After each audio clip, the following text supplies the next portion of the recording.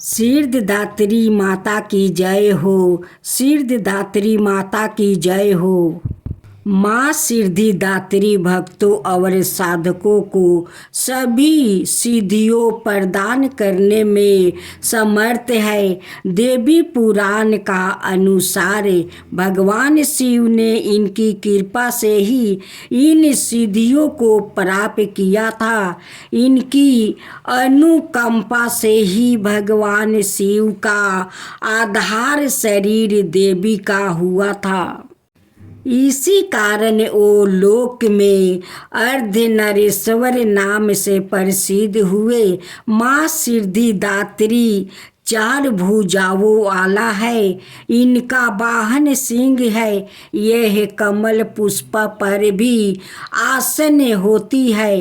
इनकी दाहिनी तरफ के नीचे वाले हाथों में चक्रा है, ऊपर वाले हाथ में गादा है और बाईं तरफ के नीचे वाले हाथ में शंख है और ऊपर वाले हाथों में कमल पुष्प है। नवरात्रि पूजन के 9 दिन इनकी उपासना की जाती है।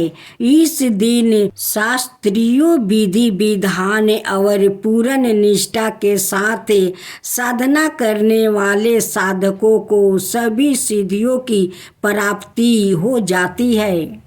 दृष्टि में कुछ भी उसके लिए अगमय नहीं रह जाता है। ब्रह्मांड पर पूर्ण विजय प्राप्त करने की समर्थ उसमें आ जाती है। प्रत्येक मनुष्य का यह कर्तव्य है कि वो माँ सिद्धिदात्री की कृपा प्राप्त करने का निरंतर प्रयास करे, उनकी आराधना की और अक्सर हो उनकी कृपा से अनंत दुख रूप संसार से निर्लिप्त रह कर सारे दुखों का भोग करता हुआ वो मोक्ष को प्राप्त कर सकता है।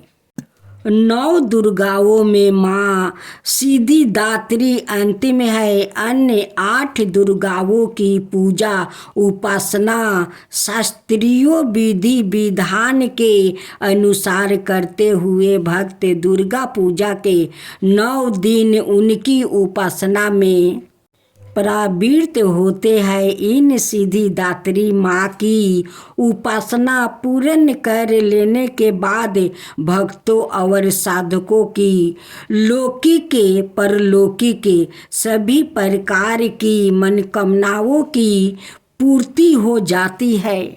लेकिन सिद्धिदात्री माँ के कृपा पात्रा भक्त भीतर कोई ऐसी कामना शेष बचती ही नहीं जिसे वो पूर्ण करना चाहे। वो सभी संसारिक इच्छाओं आवश्यकताओं और संपूर्ण कार्य से ऊपर उठाकर मानसिक रूप माँ भगवती के दिव्य लोक में विचरण करता हुआ उनके कृपा रस से पीयूष का निरंतर पान करता हुआ विषय भोग शून्य हो जाते हैं।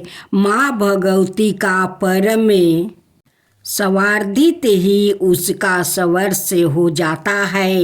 इस परम पद को पाने के बाद इसे अन्य किसी भी वस्तु की आवश्यकता नहीं रह जाती है।